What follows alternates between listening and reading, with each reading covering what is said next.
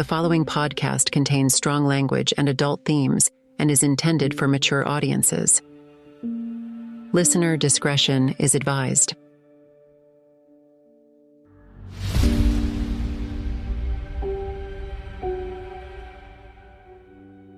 Hanky Digital presents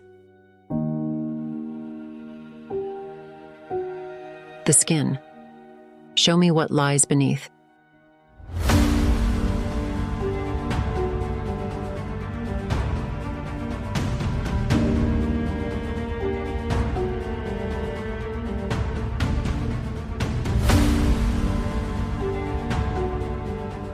An audiobook podcast by Christian Heinke.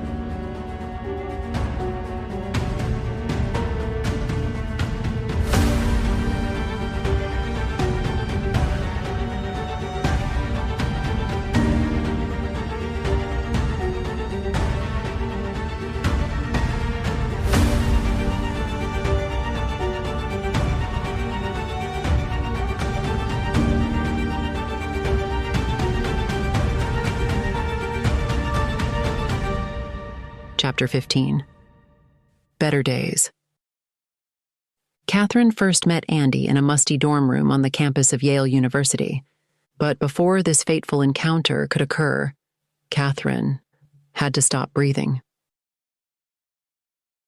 She swam in the darkness of pain. From afar, she felt a gentle caress on her cheek. She heard a muffled voice, reminiscent of a distorted phone line, whispering, "Hey." The pitch of the voice was somewhat shrill. Did she recognize this voice? It felt familiar. Oh yes, that's right. She had to give the voice a blowjob on this chaotic evening. A soft touch, like a breath of air, grazed Katherine's face. What had she taken again? She needed to remember it with absolute certainty, no matter what it was. "Hey, wake the hell up," Blowjob barked. Now his voice was cracking like a teenager's. Wait a minute, had she sunk that low already? No way. Blowjob had claimed to be a student. Students no longer had a say. She couldn't be sure. "Oh shit. Come on, wake up, bitch. Shit. Katherine had to smile. She let out a sigh. No big deal. But then she stopped breathing. Her body simply didn't think about it anymore. Her breath came to a halt. Andy strolled across campus with Francis. They had met in the library. He didn't know that Francis, who went by Fran, was already in love with him. A boy ran toward them. "Move over," he shouted, pushing Fran aside. "Hey!" Andy shouted angrily. The boy ignored him and ran off, disappearing into one of the student houses. "Well, wait," Andy called as he ran after him. "Leave it, Andy," Fran shouted. "That guy needs to apologize to you," he called back. Years later, when they were already married, she told him that in that moment, she felt she would lose him for a long time. Andy heard loud music in the hallway. The sound emanated from the room where the boy had disappeared. A French chanson. No, the French chanson. Edith Piaf told the world that she had no regrets. Andy peeked into the room. A girl lay on a narrow bed. She was only wearing panties and would have been stunningly beautiful if she hadn't looked so lifeless. The boy sat on the floor next to the bed, crying. "What happened?" Andy asked, his anger forgotten. "Kathy." The boy whimpered. "I think she's dead." Andy climbed over the pile of despair to reach the bedside. The young woman was indeed not breathing. He felt for her pulse. Nothing. He leaned over her and caught a pungent smell of vomit. He opened her mouth and cleared it out with 2 fingers. Then he gritted his teeth with a sigh and began mouth-to-mouth resuscitation. Katherine felt a breeze. Was it that blowjob again? No. This breeze was different. It hurt. It felt like an explosion inside her, as if someone were trying to crank the little engine in her chest. No, I don't want to. I want to stay here. But the wind picked up into a gust and tore a bright spot in the darkness. Katherine noticed how she drifted toward the light. No, she shouted silently. The girl opened her eyes and said something Andy couldn't understand over the loud music.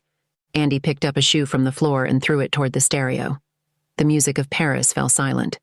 Why did you do that? The girl asked. Andy frowned. Edith Piaf is only played at funerals. I see. Katherine replied curtly, then coughed up the rest of her vomit on Andy. It was love at first sight. The pain erupted on her skin. Katherine opened her eyes. The killer stood in front of her, holding a strip of duct tape.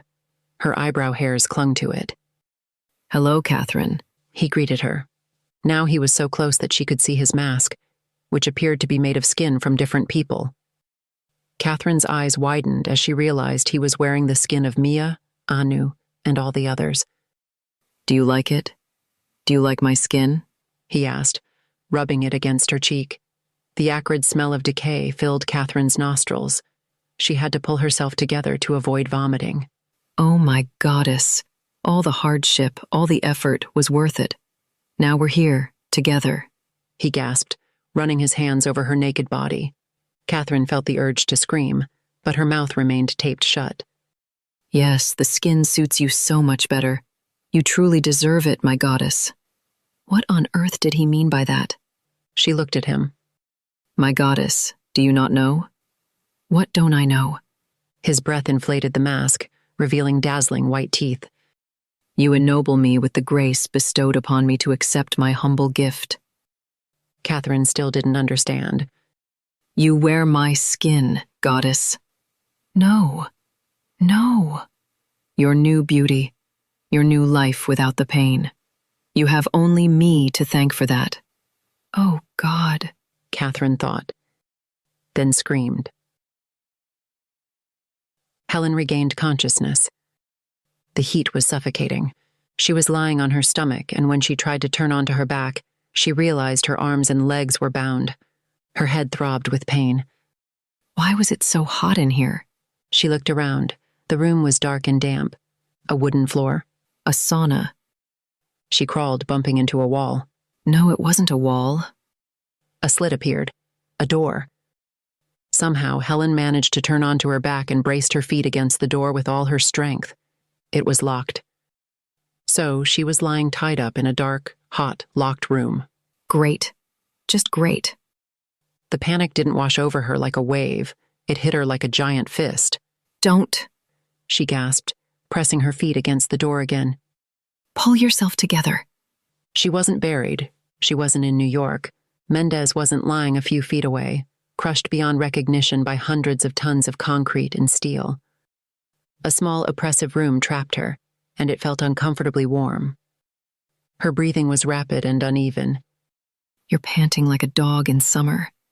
You're experiencing hyperventilation. You're on the verge of losing consciousness. In this heat, you won't be able to regain it. That's it, then. No. Yes. Then it's over. So pull yourself together. What did Rico always say? You mean before he was crushed by Tower 1? Yes, exactly. Before he was crushed. What did he say? Never get involved with your partner? Maybe I should have fucked Davis too. It didn't help him that I didn't. Now he's dead too. Funny. Come on, Helen.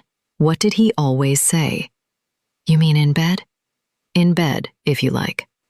He said I was as agile as a cat. That's right. Her vision blurred for a moment. Yes, good. As agile as a cat. Then act like one. Your arms and legs are tied. What are you doing? I don't know. Yes, you do. You're as agile as a cat. Even with your arms tied behind your back, you still know. Put your legs up and slip your arms through. She tightened her legs and pulled her arms over her legs. She tore the tape off her wrists with her teeth. Undoing the leg restraints was child's play. Helen was breathing a little more shallowly now. She felt dizzy again. Now the door. It was a wooden door with a small square window. She wiped the steamed-up pane. There must be something blocking the outside of the door. And now? That could be a problem, though. Well, you don't say. Helen felt another wave of dizziness wash over her. After Andy had saved Katherine's life on a narrow, unfamiliar student bed, it wasn't long before she found her way into his bed. For the sake of comfort, however, the two of them usually preferred the more spacious lounger, in Katherine's loft. One night, she awoke in that bed. Next to her was her lifesaver, who loved her for more than just her flawless body. Andy Peterson loved her for who she truly was. But that can't be right, can it? How can Andy love something that doesn't exist? The pain asked her. Was she just an empty shell? At least that's how she felt. The pain was right. She belonged only to him. The young man next to her loved an illusion. Nothing more. Haven't I always told you? Katherine wept. Say it. Andy turned in his sleep. Katherine bit her lip. Say it. You're right, she whispered then, sobbing. You were always right. Katherine looked at her bound arms. They were still flawless. Hardly any moles, no pustules, just a slender fuzz of hair. Should this skin belong to someone else? She tried to remember the procedures at Professor Winter's clinic, but she couldn't. All impressions seemed to have vanished into the dark maw of pain. Was it true? Was she now wearing an alien shell? But if that were the case, did she still exist at all? An empty shell without substance was nothing. And then all the pain, all the death, all the murder that this madman had committed in her name would have been for nothing. Gravel kicked up as Andy brought the car to a stop in the driveway. He got out and looked around. He spotted a track on the ground. Someone had dragged something past the main house toward the boathouse, something that was bleeding. No, he thought. Please, no. Not Katherine. The wind carried a woman's voice from the boathouse, but it did not belong to Katherine. It belonged to Edith Piaf. The killer switched on the iPod, plugged into a small stereo system, and Edith Piaf began to sing. Katherine remembered hearing that very song the night at Yale when she first met Andy. The killer swayed his hands in time with the music. Then he turned to Katherine. A good choice, my goddess. How did he know about the chanson? Then she remembered. During one of her early interviews, she had expressed her love for the song. This madman thought he knew everything about her. But he didn't. She looked down at her naked body and laughed. The killer paused, turned to her, and looked at her in amazement. What's so funny, my goddess? He asked. She shook her head. She just couldn't stop laughing. The killer straightened his shoulders. He looked taller, more confident, and more vicious. Stop it. Stop it now, he shouted. Katherine laughed and laughed. Shut up. He slapped her hard across the face, and, as if afraid of his own courage, he ducked. He looked completely different, frightened and submissive. Forgive me, my goddess, whispered the submissive. I understand. You just wanted to test me. You wanted to see if I could keep my anger in check. Forgive me. I am not a goddess, Katherine declared calmly. He turned away as if her words caused him physical pain. Please, don't talk like that. She looked at him. Don't you understand? I am nothing. You did all this for nothing. Don't talk like that, he shouted again. But it's the truth. I am nothing. Even my skin is no longer my own. The self-confident one chuckled. But that's the point, darling. At first, I didn't understand why Winter took my skin and gave it to you. But eventually, I understood.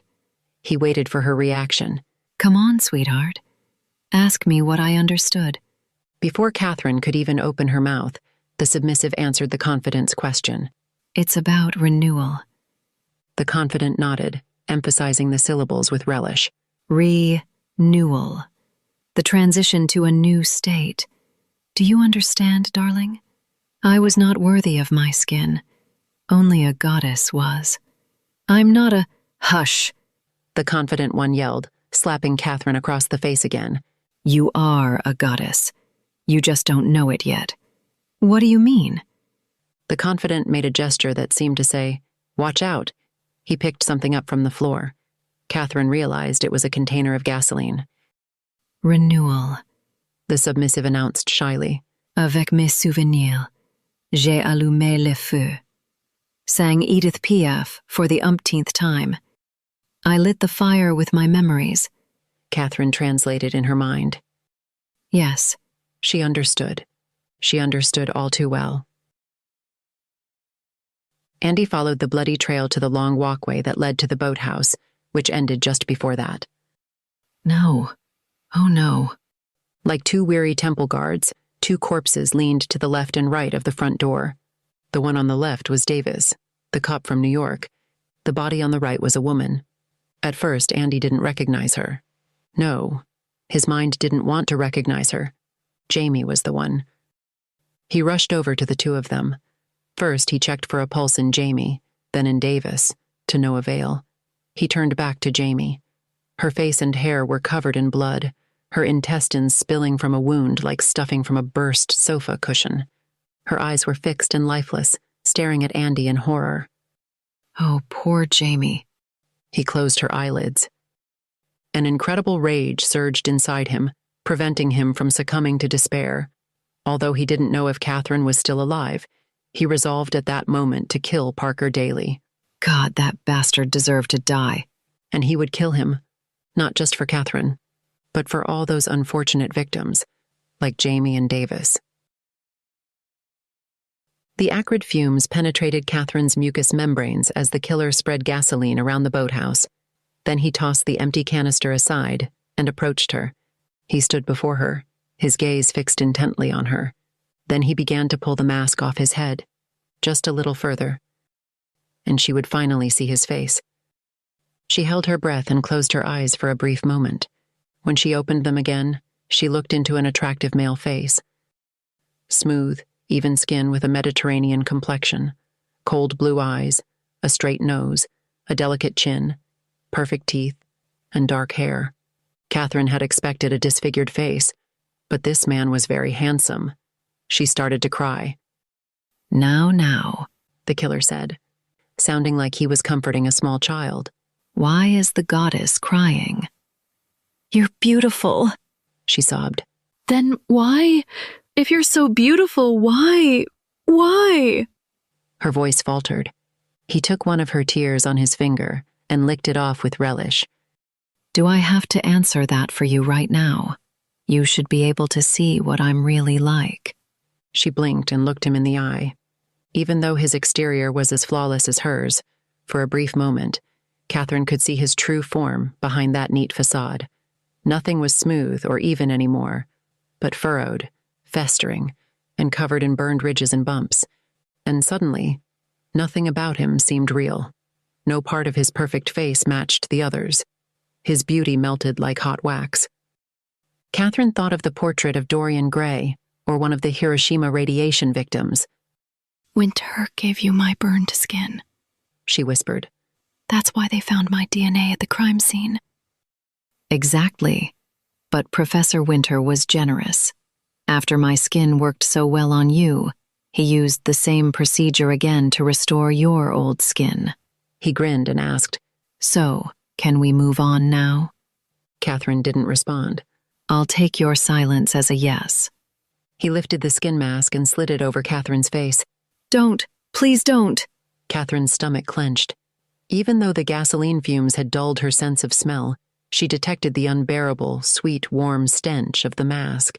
She began to gag, desperately trying to hold her breath, on the verge of vomiting into the stinking mask. Then she felt something sharp cut into her chest. Katherine cried out in pain. Don't, she begged, her whole body shaking. My goddess, the killer said softly. I will eat your heart and burn your body. Then we will be one, and the renewal will be perfect. He pressed the knife harder against her chest. Katherine felt blood oozing from the wound. But suddenly he pulled the knife back and asked, Did you hear that too? What? What? She stuttered, close to fainting, trying to make out something through the narrow slits of the mask. She turned her head to the side as best she could. Silence enveloped her and the dock, filling the entire lower level of the boathouse. The killer had vanished. An outside staircase on the lake side of the boathouse led up to the second floor, where the spa area was located. A bathroom featured both a jacuzzi whirlpool and a Finnish sauna. The door to the sauna was blocked by a chair. Andy was about to push it aside when he suddenly heard a hammering sound coming from within. He jumped in shock and scanned the room for a weapon, but found nothing. Damn it! Let me out of here! Shouted a high-pitched voice. Helen? Andy kicked the wedged chair aside. The sauna door flew open, and Helen stumbled into his arms. They lost their balance and fell to the floor. Are you all right? Andy asked. I'm fine, Replied Helen, who was lying with her head on his stomach. She was sweaty, her clothes damp. Have you seen Davis? She asked. He's dead, just like Jamie. Who's Jamie? My secretary. Daly killed them both. Helen closed her eyes and cursed in Italian. Then she rolled off him and tried to stand up. She staggered, took a deep breath, and forced herself to calm down. What about Miss Williams? Where is she? She asked. I don't know. Probably down at the dock. All right, I need a gun. Helen looked around and suddenly froze. The small staircase leading down to the dock creaked. Helen and Andy exchanged glances. Daly crawled up the stairs. He had pocketed his knife. The policewoman's pistol seemed more appropriate in this situation. Everything in the wellness area looked just as it had before. The chair still blocked the door to the sauna. With his gun drawn, Daly peered through the window. The policewoman lay motionless on the floor. She might even be dead. He would deal with her later. She had tried to free herself. The chair had shifted slightly. Daly wedged it back into place. Well, she hadn't managed to escape. That must have been the sound he heard, the thud of her body hitting the wooden floor as she fell. But then why did he have such a strange feeling? Andy stood on the outside stairs, pressed against the wall, and listened. Daly had to be outside the sauna door by now. Come on, Helen. Come on, Andy urged her in his mind. But he heard nothing except a strange noise. It took him a moment to comprehend the source of the sound. Wood being dragged across the ceramic tiles of the bathroom floor. Damn. The chair, Andy realized. That's what it was. Daly had jammed the chair back under the door handle. That's why Helen couldn't push the sauna door open and surprise the pig. Andy tensed his muscles and stormed into the bathroom. But before he could pounce on Daly, he raised his gun and fired. Helen heard the shot ring out. Shit. Daly must have noticed something. She jumped up and slammed her body against the door with all her strength. It was no use. She tried again, but the door wouldn't budge. Through the window, she saw Andy struggling with Daly over the gun. They looked like two dancers unable to decide who should lead. If she hadn't known it was a fight to the death, she might have laughed. The barrel of the gun swung in her direction. She ducked as another shot fired, the bullet embedding itself in the door. Andy stumbled backward, dragging Daly with him, and they both tumbled down the narrow staircase. Helen threw herself against the door once more, but this time she refused to give up. The window. She remembered. She struck it with her elbow. The thick glass shattered only after her third hit. Standing on her tiptoes, she reached out and began to shake the chair just within her grasp. Come on, you damn thing, she cursed. How long could Andy hold off the killer? Shit, he's probably dead by now. In a nightmarish scene, Katherine watched as Andy and Daly tumbled down the stairs, wrestling with each other. Andy held on to Daly's hand where a gun rested. With a sudden twist, he managed to force the killer's arm aside, causing the gun to clatter to the floorboards. But before Andy could reach it, Daly kicked it away. In a swift motion, he grabbed Andy, and together they plunged into the icy water. Andy! Katherine screamed. I saw your face.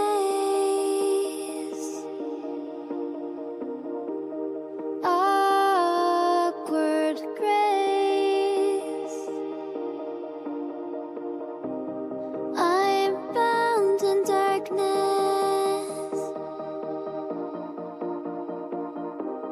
Memories flood back before the world turned black.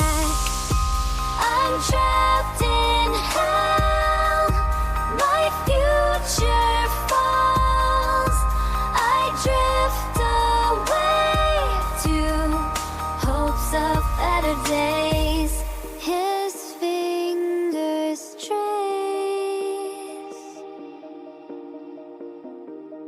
my perfect skin. He taught